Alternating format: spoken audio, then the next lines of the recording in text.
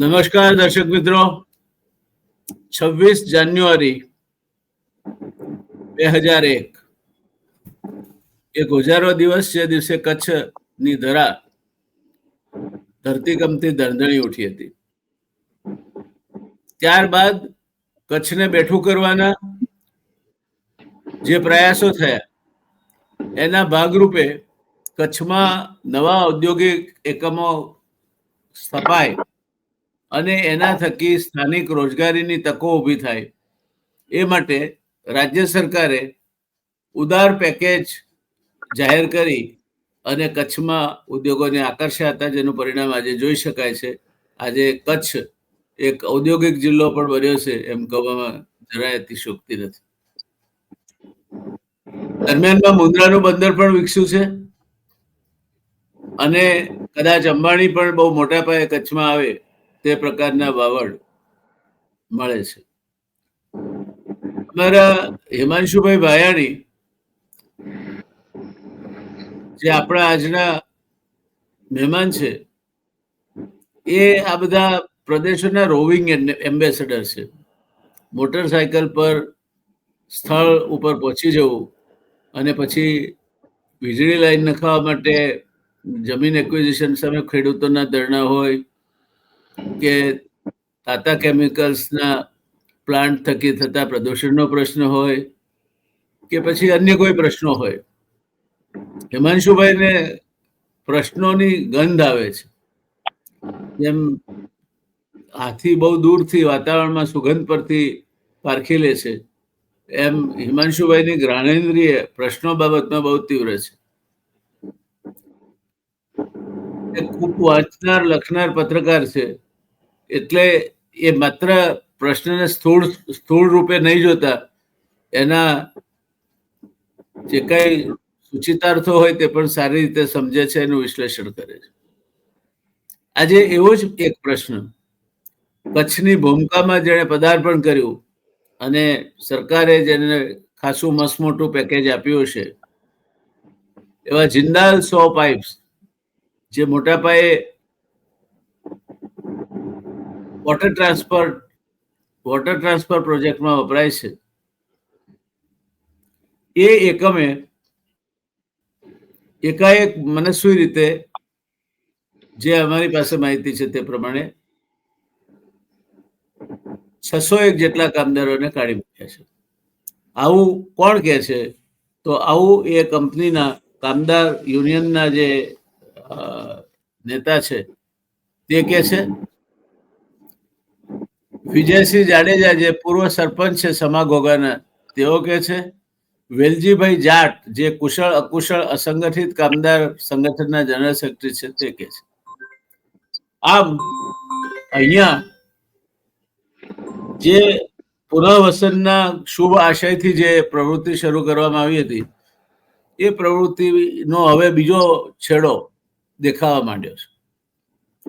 સમા Ghogha Jindal company દ્વારા કોઈ પણ જાણ કર્યા વગર 600 કર્મચારીઓને છૂટા કર્યા છે અને આ કર્મચારીઓ 29મી ઓગસ્ટથી અચોક્કસ મુદત સુધી ઉપવાસ આંદોલન કરવાના માર્ગે વળ્યા છે, એવું વિજયસિંહ જાડેજા, જે પૂર્વ સરપંચ છે સમા ઘોઘાના, અને વેલજીભાઈ જાટ, જે સંગઠન જનરલ સેક્રેટરી છે, અને એમની સાથે ગ્રામજનોને પણ ખૂબ સહાનુભૂતિ છે, બધાનું કહેવું છે કે આ એક અન્યાયી પગલું છે અને આ લડત માત્ર કામદારોની નથી. કામદારોને સીધી અસર થાય છે, પણ આજુબાજુના નાના મોટા વેપારીઓને પણ, જેના પાસેથી એ ખરીદી કરતા એમને પણ અસર થાય છે. એટલે એ વિસ્તારની અર્થવ્યવસ્થાને લાગે વળગે છે અને એટલે કામદારોની આ લડતમાં સ્વયંભૂ રીતે કેટલાક બીજા લોકો અને આજુબાજુનો વિસ્તાર જોડાયો છે. આ માહિતી ઉપરથી અમને લાગ્યું કે આ મુદ્દે ચર્ચા થવી જોઈએ, એટલે હિમાંશુભાઈ ભાયાણી, જેમણે આ સમગ્ર પ્રશ્નનો અભ્યાસ કર્યો છે, એમને આપણે ચર્ચા માટે નિમંત્ર્યા છે. જઈએ હિમાંશુભાઈ પાસે. હિમાંશુભાઈની કોઈ ઓળખાણ આપવાની પૂર્વ વિધિ કરતો નથી, કારણ કે એ જ હિમાંશુભાઈ છે, આપણા હિમાંશુભાઈ છે, એક સિદ્ધાસ્ત પત્રકાર હિમાંશુભાઈ છે, સિનિયર ઇન્ટરનેશનલ પ્રવૃત્તિઓથી વાકેફ રહેતા એક વાચક છે. હિમાંશુની અનેક છે, પણ આપણા હિતેચ્છુ છે અને રિયલ ડિબેટના દર્શક મિત્રો માટે એક રિસોર્સ પર્સન તરીકે આપણે હંમેશા જ્યારે જ્યારે હિમાંશુભાઈને વિનંતી કરી છે ત્યારે એમણે ક્યારેય ટાઈમ આપવામાં દિલચોરી નથી કરી. એટલે આપણા સૌના હિતેચ્છુ છે અને આપણે એમના હિતેચ્છુ છે. તો હિમાંશુભાઈ, શરૂઆત કરીએ ચર્ચાની. શરૂઆત. નમસ્કાર, આપને આવકારું છું અને મારા દર્શક મિત્રો વતી પણ હું આપને આવકારું છું. આ શું છે? આ પ્રશ્નના મૂળમાં કંપની એકાએક 600 કામદારોને છૂટા કરી દે, નાની સૂની વાત નથી. જી નમસ્કાર ધ રિયલ ડિબેટના દર્શકોને, જે કોઈ આ કાર્યક્રમ જોઈ રહ્યું છે, આપને, આપની ટીમને, સૌ કોઈને નમસ્કાર. સાહેબ, આ વિગત આવી જ્યારે આપણે અદાણીની સ્ટોરી ફોલો કરી રહ્યા હતા, જે અદાણીના જે એમ કે ભાઈ ટ્રાન્સમિશન લાઇનના ઇરેક્શન માટે જે રીતના ત્યાં ખેડૂતોની જમીનનું સંપાદન કરવામાં આવી રહ્યું હતું, ત્યારે આ સ્ટોરી આવી કે ભાઈ આવી રીતના સામાઘોઘા વિસ્તારમાં કચ્છમાં ત્યાં એમ કે ભાઈ 600 લોકોને એક ખાલી SMS કે વોટ્સએપ ના મેસેજ દ્વારા છૂટા કરી દેવામાં આવ્યા છે. હવે ઇન્ટરેસ્ટિંગલી આ મેસેજ હું આપને વાંચી સંભળાવું છું. આ કેટલો, જેને કહી શકો તમે કે કયા લેવલે લેબર લોઝમાં જે લિબરલાઇઝેશન કરવામાં આવ્યું છે, કે જેને કહી શકો કે જવાબદારીમાંથી જે ઉદ્યોગકારોને મુક્ત કરવામાં આવ્યા છે લેબર લોઝમાંથી, એનું આ કેવું અર્થઘટન છે, એનું આ કેવું વરવું સ્વરૂપ છે, આ તમને મેસેજ ઉપરથી સમજાશે. समस्त कर्मचारियों को सूचित किया जाता है कि जिन लोगों का नाम उपरोक्त लिस्ट में है उन लोगों को बंद प्लांट के कारण कुछ समय के लिए रिलीज किया गया है. कृपया सभी लोग जिसका नाम लिस्ट में के अंदर है वह कल से काम पर ना आए, एवं जो लोग नाइट शिफ्ट में वह भी कल से ना आए और अगला आदेश जैसे आएगा उसका इंतजार करें. धन्यवाद. महालक्ष्मी एंटरप्राइज.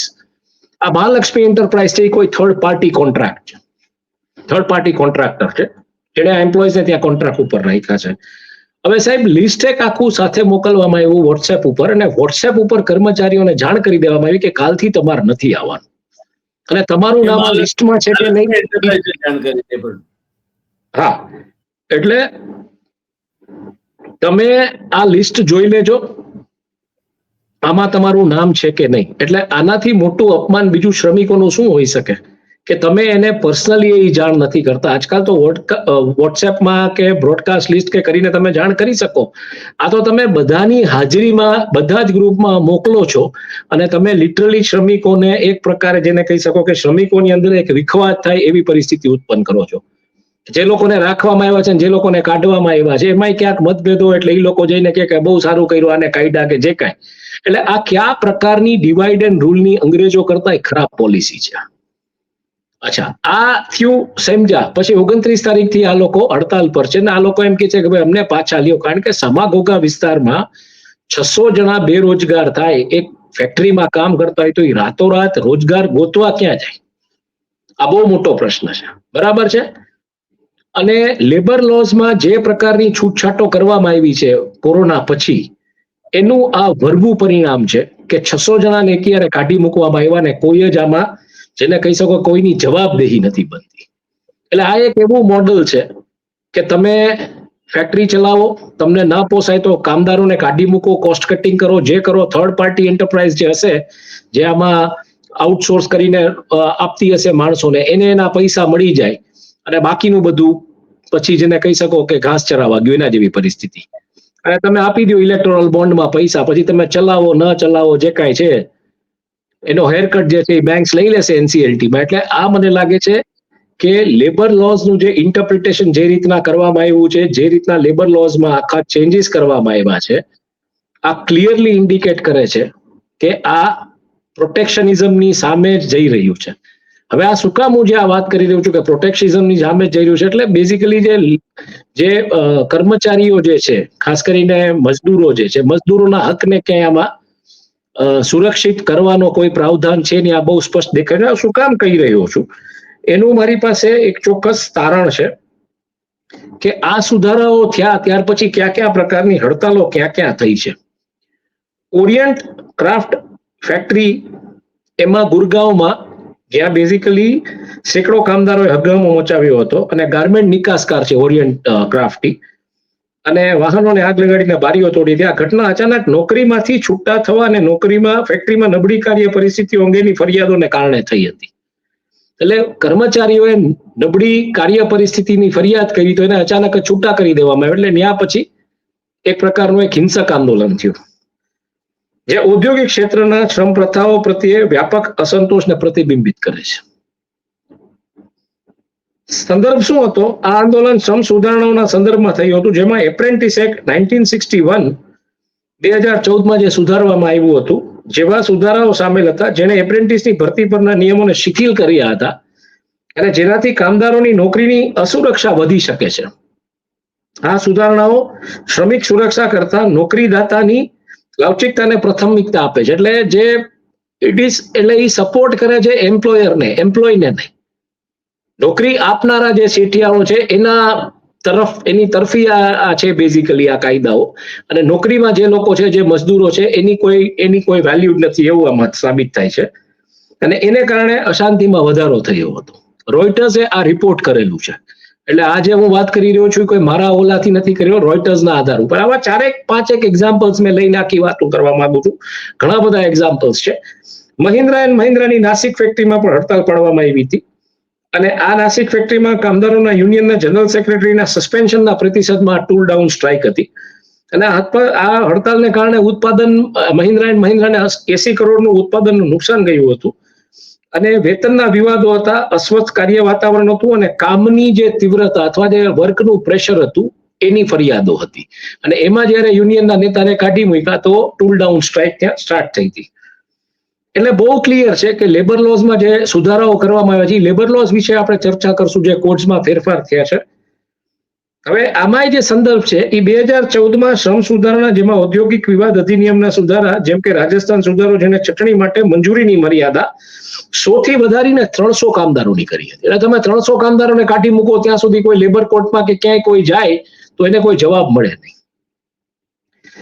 જેનાથી નોકરીદાતાઓ માટે કામદારોનું બરતરફ કરવું સરળ બન્યું હતું. એટલે એમ્પ્લોયર્સ ગમે ત્યારે એમ્પ્લોયને ફાયર કરી શકે, જેનાથી સસ્પેન્શન જેવી વ્યવસ્થાપનની કાર્યવાહીને પ્રોત્સાહન મળ્યું હતું, આવા આંદોલનનું કારણ બન્યું. એટલે આ જે આખી પ્રક્રિયા છે એ કેવી થઈ ગઈ કે એક પ્રકારનું એનાર્કિક રૂલ જેને કહી શકો તમે, કે લેબર જે છે એ પોતાના રાઇટ્સ માટે ફાઇટ જ ના કરી શકે.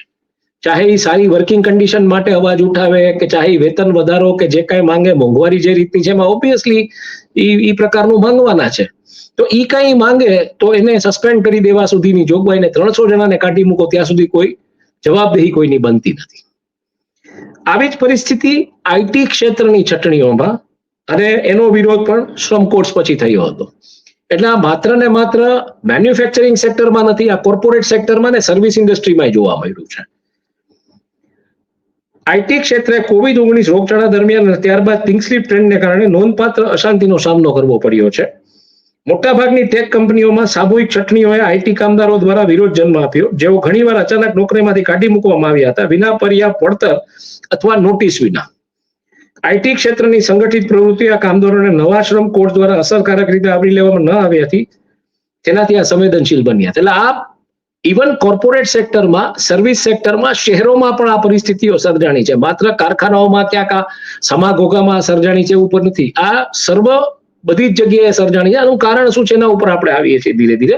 પણ કોરમાં તમે જુઓ તો એવું હતું કે વર્કર્સને પ્રોટેક્ટ કરવા માટેના જે રાઇટ્સ કે લોઝ કે જે કાંઈ તો એમાં ફેરફાર કરી નાખવામાં આવ્યા હતા.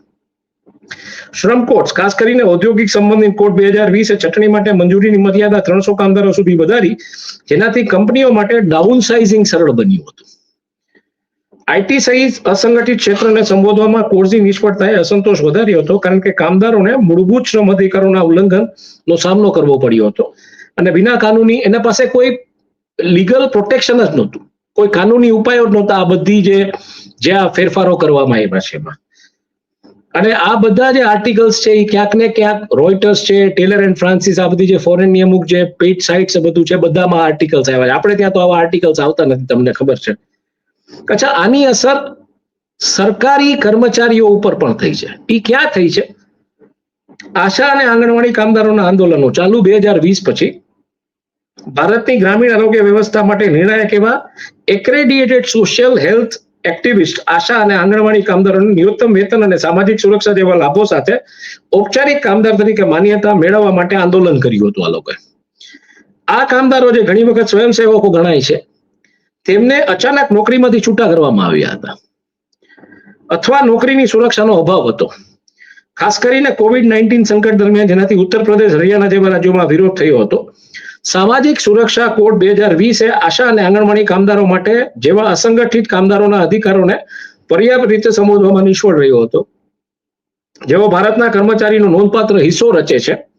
નવા કોડ હેઠળ ઔપચારિક કામદારની સ્થિતિ અને સુરક્ષાનો અભાવ તેમના આંદોલનનું કારણ બન્યું હતું. અને આ જે ફ્રન્ટલાઈન જે મેગેઝિન છે, એમાં આના વિશેનો આખો આર્ટિકલ છે ને, એના સંદર્ભથી આપણે વાત કરીએ છીએ. આના સિવાય અસંગઠિત ક્ષેત્રમાં સામાન્ય શ્રમ અશાંતિ જે જોવા મળી છે, એટલે આ બધા તો સંગઠિત ક્ષેત્રોની વાત કરી, સરકારી કર્મચારીઓની વાત કરી, પણ અસંગઠિત ક્ષેત્રોમાં ભારતના 50 કરોડ કામદારમાંથી 90% વધુ અસંગઠિત ક્ષેત્રમાં છે, જે 29 કેન્દ્રીય શ્રમ કાયદાઓ અને શ્રમ કોડમાં એકીકૃત કરવાથી મોટે ભાગે અપ્રભાવિત રહ્યા. COVID-19 સંકટ દરમિયાન અચાનક નોકરીની ખોટ, ખાસ કરીને બાંધકામ કામદારો, ઘરેલું કામદારો અને ગીગ વર્કર્સ દ્વારા વ્યાપક વિરોધ થયો હતો, જેમણે વધુ સારી સુરક્ષા અને નોકરીની સ્થિરતાની માંગ કરી હતી. શ્રમ કોડની ટીકા થઈ કે અસંગઠિત ક્ષેત્રની સંવેદનશીલતાઓ, જેમ કે સામાજિક સુરક્ષા અને વેતન સુરક્ષાનો અભાવ, એને સંબોધવામાં નિષ્ફળ રહ્યા છે આ કોડ્સ. કોડ્સની જોગવાઈઓ, જેમ કે કોન્ટ્રાક્ટ કામદારોના વેતન માટે મુખ્ય નોકરીદાતાની જવાબદારી દૂર કરવી, એટલે એની કોઈ રિસ્પોન્સિબિલિટી જ નથી એમ્પ્લોયરની. જે નોકરી આપે છે એની કોઈ જવાબદારી જ નથી બનતી આ નોકરિયાત વર્ગ માટે. એ નોકરીની અસુરક્ષામાં વધારો કર્યો હતો, જેનાથી આંદોલનો થયા હતા. અને આ બિઝનેસ ઇન્ડિયામાં જે આર્ટિકલ આવ્યો છે એના ઉપરથી આપણે વાત કરીએ છીએ. 2014 પછીના જે મુખ્ય સુધારાઓ છે, એમાં એપ્રેન્ટિસ એક્ટ 2014, ઔદ્યોગિક વિવાદ અધિનિયમ સુધારા, શ્રમ કોડ્સ, અને તદુપરાંત જોવા જઈએ આપણે તો જે 2014ના શ્રમ સુધારણો, ત્યારબાદ 2019-20 દરમિયાન 4 શ્રમ કોડ્સ, એટલે જે 4 લેબર કોડ્સ જે છે, ખાસ કરીને વેજીસ કોડ, એટલે વેજ બોર્ડ જે ગવર્ન કરતું હતું, 2019, ઔદ્યોગિક સંબંધો એટલે ઇન્ડસ્ટ્રીયલ રિલેશનશિપ કોડ જે 2020, સોશિયલ સિક્યોરિટી કોડ 2020, અને વ્યાવસાયિક સલામતી એટલે પ્રોફેશનલ સિક્યોરિટી, હેલ્થ અને વર્ક કન્ડિશન ઉપરનો કોડ 2020. આમાં બહુ મોટા ફેરફારો કરવામાં આવ્યા છે, અને એને કારણે નોકરી આપનારો જે વર્ગ છે એની કોઈ જવાબદેહી જ ક્યાંય બનતી નથી, અને ધારે ત્યારે કાઢી મૂકે. કોઈ વિરોધ કરે કે કઈ વિરોધ એટલે કઈ માંગ કરે, વ્યવસ્થિત માંગ કરે કાર્ય પરિસ્થિતિની કે કઈ પણ, તો આ પણ થાય છે.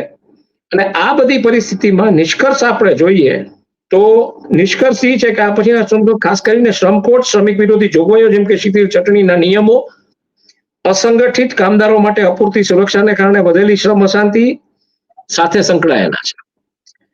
નોંધપાત્ર ઉદાહરણોમાં 2015માં ગુરગાંવ ઓરિયન્ટ ક્રાફ્ટ ફેક્ટરીના વિરોધો, મહિન્દ્રા એન્ડ મહિન્દ્રા નાસિકની હડતાલ, આઈટી ક્ષેત્રની છટણીઓ અને આશા અને આંગણવાડી કામદારો ચાલુ આંદોલનો સમાવેશ થાય છે. હિમાંશુભાઈ, કે આ બધા જ સંગઠિત ક્ષેત્રના એકમો છે, અને સંગઠિત ક્ષેત્રના એકમોએ લે ઓફ આપ્યા છે એમના વર્કર્સને અંડર પ્રિવેલિંગ વર્ક. આજે જિંદાલ શોનો જે કેસ છે એ થોડોક એનાથી જુદો પડે છે.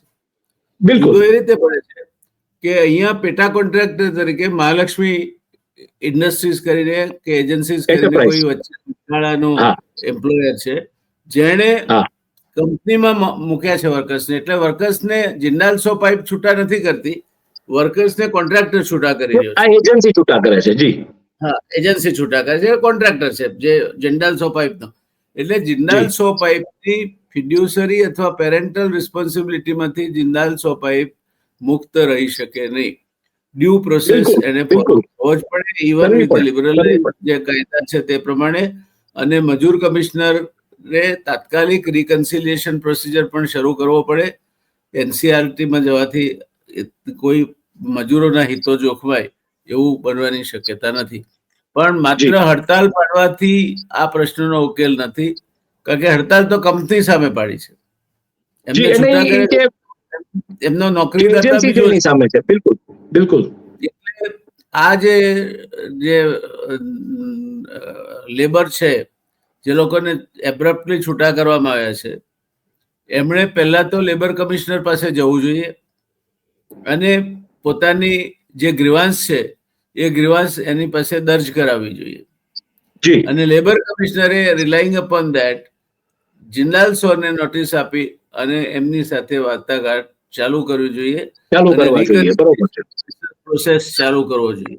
આ ખરો રસ્તો છે જે અહીંયા કઈ ચૂકી જવાયો હોય ગમે તે કારણસર એવું લાગે છે. ને મોટા ભાગે એટલે કોઈ જવાબ નથી આપતું સાહેબ. આ લોકોનું આંદોલનકારીઓનું કેવું એમ છે કે કોઈ જવાબ નથી આપતું. તમારે જવાબ જિંદાલ સોપાઈ પાસેથી લેવાનો જ નથી. જિંદાલ સોપાઈ લેબર કમિશનરને જવાબ આપશે. તમારે લેબર કમિશનરને જઈને આ તમારી ગ્રીવાન્સ આપવાની છે કે પહેલા તો અમને આ મહાલક્ષ્મી વાળાએ રાખ્યા હતા, એ પ્રોપરલી એ પણ અમને સિક્યોરિટી આપતા હતા કે સરકારને જે ભરવાપાત્ર છે પીએફ ના કે ઈએસઆઈ ના કે એ કપાત કરીને ભરતા હતા કે કેમ, બધી ઘણી બધી બાબતો આમાંથી નીપજે છે. એટલે એના ટ્રેડ યુનિયન લીડર્સ છે હવે પછીના સમયમાં જે કામદાર યુનિયનના નેતાઓ છે એ જો ભણેલ ગણેલ ને સમજદાર નહીં હોય અને કાયદો નહીં સમજતા હોય તો કાયદાઓને જાણી જોઈને એવા જટિલ બનાવવામાં આવ્યા છે કે એમનું કોઈ લેણું દેણું કશું રહે નહીં, કોઈ સાંભળવા વાળું રહે નહીં, અને એમને સરવાળે જે પેલા માલિકો કરે તે ચલાવી લેવું પડે. એટલે એ પરિસ્થિતિ એ છે કે એ લોકોની સાથે મેં જે વાત કરી, હા, એટલે સરકારી કચેરીઓથી માંડી અને પ્રાઇવેટ સેક્ટરના જે કોઈ છે ક્યાંય એમને કોઈ જવાબ નથી મળતો. પરિસ્થિતિ આ છે. ક્યાં કદાચ જાય તો કોઈને મળવા તૈયાર નથી. મોટી કંપની હોય એટલે એ કંપનીઓના દરેકના પોતપોતાના આવી બધી જ ઓફિસો છે, પોલીસથી માંડીને લેબર કમિશનર સુધી જિલ્લા કક્ષાએ તો બધું એમણે ગોઠવેલું છે. The only way out is to go to labor commissioner state and say કે તમારા અધિકારીઓ અમારું કઈ સાંભળતા નથી અને રિકન્સિલિયેશન અમારો ગ્રીવાન્સ છે, આ ગ્રીવાન્સ ઉભો થયો તો રિકન્સિલિયેશન પ્રોસેસ શરૂ કરવા માટે તમે બંધાયેલા છો, તો એ રિકન્સિલિયેશન પ્રોસેસ શરૂ થતો નથી, માટે અમને રક્ષણ આપો. જી, પણ એટલે આમાં સાહેબ એ જ વાત છે ને કે 300 જણાને કાઢી શકવાની સીધી જે જોગવાઈઓ કરી નાખી છે લેબર લોઝમાં, એને કારણે પણ એ પછી પણ આ તો 600 કામદારોને જેમને છૂટા કર્યા છે એમનું તો કંપનીના એમ્પ્લોય તરીકેનું સ્ટેટસ શું છે તો કંપની કહેતી જ નથી, કંપનીએ નથી છૂટા કર્યા. બિલકુલ બિલકુલ બિલકુલ કંપની માટે એટલે એ proper labour advice they should move their case to labor commissioner and also labor court. જી જી, ખાલી હડતાળ પર એ લોકોનો નિવેડો આવી શકે, એટલે કોર્ટમાં જાય તો કદાચ એ લોકોનો કઈ નિવેડો આવી શકે. આમાં કશું કોઈ પ્રોગ્રેસ થાય એવું હું નથી માનતો. પણ એટલે પોઈન્ટ જ છે સાહેબ કે આજે જે માણસો જે આજે સમાઘોગા જેવા વિસ્તારમાં નોકરી કે મજૂરી કરતા લોકો હોય, હવે એની પાસે સાહેબ આ બધી લીગલ ફી કે આ બધું લડવાની ક્યાંથી તાકાત હોય? યુનિયન પાસે હોય છે. આ કાયદાઓ કેવા કરી નાખ્યા છે, આ લોકોની પાસેથી ફી ઉઘરાવતું હોય છે અને યુનિયન પાસે ફંડ હોય છે. અને યુનિયન જો અસરકારક હોય તો જ જળવાઈ શકે, બાકી ના જળવાઈ શકે. ઉદ્યોગમાં નથી હોતું યુનિયન, 5, 7, 10 ફેક્ટરીઓનો યુનિયન હોય છે, એટલે દરેક જગ્યાએ પૈસા ખર્ચવાના નથી હોતા. એટલે યુનિયનની પાસે જે ફી ભરે છે આ લોકો, એ ફીનો ઉપયોગ આ કામ માટે કરવાના બદલે યુનિયનના નેતાઓ પણ માલિકો સાથેની ચસમપોસીમાં ઘણી વખતે પૈસા ખાઈ જતા હોય છે અને વધારાના પૈસા માલિકો પાસેથી લઈ અને ઠાગાઠૈયા કરીને મજૂરોના હિત રોળાય તે પ્રમાણેની પ્રવૃત્તિ કરતા હોય છે. એટલે પોઈન્ટ એ છે કે ત્યાંના સરપંચ નથી, એટલે ત્યાંના પોઈન્ટ એ છે કે ત્યાંના માજી સરપંચ છે એ લડી રહ્યા છે આ લોકો વતી. વસ્તુ એ છે, યુનિયન જેવું તો કઈ લાગતું જ નથી મને, પણ ત્યાંના માજી સરપંચ ને બીજા વેલજીભાઈ જાટ કુશળ અકુશળ અસંગઠિત કામદાર સંગઠનના જનરલ સેક્રેટરી છે. હવે આ કુશળ અકુશળ skilled semi skilled workers union એ રજીસ્ટર્ડ છે કે નહીં, રજીસ્ટર્ડ માન્યતા મળેલી છે કે નહીં, બધા ઘણા પ્રશ્નો ઉભા થાય છે. એટલે માત્ર કોઈ વ્યક્તિ એમની સાથે હશે તો સ્થાનિક રીતે જો અસરકારક હશે તો એ કંપનીને નમતું જોખવું પડશે. જેવું આપ જાણો છો તેમ ઇવન રિલાયન્સ જે ઇન્ડસ્ટ્રીઝ જેવા કિસ્સામાં પણ અમુક જે લોકો છે એ જયારે વચ્ચે મધ્યસ્થી થાય ત્યારે કંપનીએ સાંભળવું પડે છે. એટલે આ જે સરપંચ છે એમનું કેટલું ઉપજ છે આ જિંદાલ સો પાઇપ પર, તેના પર આધાર છે. અને બીજું, લેબર યુનિયનના એમના નેતા કેટલા પ્રતિબદ્ધ છે અને કેટલા કાબેલ છે. જી, એટલે પોઈન્ટ જ એ છે કે અત્યારે કે ફ્રોઝન પોઈન્ટ ઉપર છે આખી ઘટના, જેને કહી શકો લોકો વિરોધ કરી રહ્યા છે, નેગોશિએશનમાં કઈ વધતું નથી આગળ. અને આઈ થિંક આ ચર્ચાથી એમને થોડુંક એક ગાઈડન્સ મળે કે કઈ દિશામાં જઈ શકાય એમ છે આગળ. તો આઈ થિંક સાર્થક રહેશે આ ચર્ચા, મને એવું લાગે છે. અને બાકી તો આપણે ડેફિનેટલી ફોલો કરતા રહીએ છીએ, જે પણ કાંઈ ડેવલપમેન્ટ આવશે આપણે આ રીતના રિપોર્ટ કરતા રહીશું. એ લોકોએ તાત્કાલિક કોઈ આ જે યુનિયનના જેમના સભ્ય છે જેને ફી ભરતા જ હશે, તમને કોઈ લેબર લોયરની સલાહ લેવી જોઈએ. એ પ્રમાણે ત્યાં જે જિલ્લામાં જિલ્લા મજૂર અધિકારી શ્રી હોય ત્યાં અને રાજ્ય કક્ષાએ લેબર કમિશનર પાસે પોતાનો વાંધો નોંધાવવો જોઈએ. અને ત્યારબાદ પણ જો કોઈ પરિણામ ના આવે તો લેબર કોર્ટમાં જવું જોઈએ. આ સાચી પ્રોસિજર છે. બિલકુલ બિલકુલ બિલકુલ. તમારું સંઘબળનો, હવે સંઘબળ હોત તો છૂટા જ ન કર્યા હોત આટલા બધા. હા, એટલે જ વાત છે. એટલે જ વાત છે. બિલકુલ. આ રસ્તો છે, લાંબો છે અને થકવી નાખનારો રસ્તો છે. જી, તો આઈ થિંક અત્યારે આપણે આ ચર્ચાને વિરામ આપી શકશું, કારણ કે આમાં અત્યારે તો કોઈ ફ્રન્ટ એન્ડ રોડ કોઈ દેખાય રોડમેપ એમને દોરી આપ્યો કે ભાઈ આ તમે રિકન્સિલિએશન પ્રોસેસ શરૂ કરાવો, જિલ્લા મજૂર અધિકારીને તમે આવેદન આપો, તમારું યુનિયન માન્ય છે, જો આ ભાઈ જાટ છે એ માન્ય યુનિયનના જો સંગઠન મહામંત્રી છે, નેતા હોય તો કેટલા પ્રિવિલેજીસ હોય છે, તો તમે પછી લેબર કમિશનરને આવેદન પત્ર આપો અને then think of to the labour court. જી જી, એટલે એક રોડ મેપ છે હવે એમની પાસે, બાકી પછી કઈ દિશામાં જાય છે જોવું પડે. રિકન્સિલિએશનની પ્રોસેસ નહીં થાય ત્યાં સુધી લેબર કોર્ટ પણ એન્ટરટેન નહીં કરે. નહીં કરે, બિલકુલ નહીં કરે. એટલે આઈ થિંક હવે વેઇટ એન્ડ વોચ જેવું આપણે રાખવું પડશે કે કઈ દિશામાં બધું જાય છે. Reconciliation officer declares that all the efforts to bring both the parties to some agreement through reconciliation process have failed. Then thereafter the court will come into the picture. એટલે આઈ થિંક આપણે આ ચર્ચામાં હું એવું માનું છું કે આ નિષ્કર્ષ એવો નીકળે છે કે રોડમેપ આપણે એમને આપી દીધો છે અત્યારે, અને એ દિશામાં એ લોકો કેમ આગળ વધે છે એના ઉપર જોવું રહેશે. અને આપણી નજર બિલકુલ આના ઉપર રહેશે કે સમાધાન તરફ જાય છે કે કઈ દિશામાં જાય છે આખું આંદોલન. જો એમની એ પ્રોપર સ્ટેપ બાય સ્ટેપ જશે તો સમય લાગે તો પણ કંઈક મેળવશે. બિલકુલ. જો હેફેઝાર્ડલી આ ધરણા કરીને ત્યાં બેસવાથી કંપનીને શું નુકસાન થવાનું છે? કંપનીને તો કંપનીએ તો પોતાનું કોસ્ટ કટિંગ કરી નાખ્યું. બરોબર છે. પગાર પણ નથી આપતી. હા, Mahalakshmi agency is a company contractor which provides them the labor. જી, સો કંપનીની જવાબદારી છે તે પેરેન્ટલ રિસ્પોન્સિબિલિટી પૂરતી મર્યાદિત છે.